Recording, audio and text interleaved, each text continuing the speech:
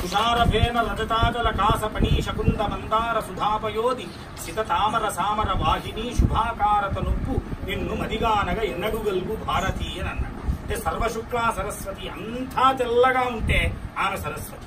మన స్వామివారు కూడా జ్ఞాన సరస్వతి, యోగ సరస్వతి, జ్ఞాన సరస్వతి, అపర సరస్వతి. ఎందుకు అంటే ఆ వస్త్రములంత పరిశుద్ధంగా ఉన్నాయో అంతకు 1000 రెట్లు పరిశుద్ధం ఆయన ఆత్మ. ఆయన మనస్సు అని అనరాదు, యోగులకు మనస్సు ఉండదు, ఆత్మే ఉంటుంది.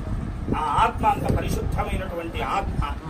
ఆయన సందర్శన భాగ్యము మన జన్మ సాఫల్యము.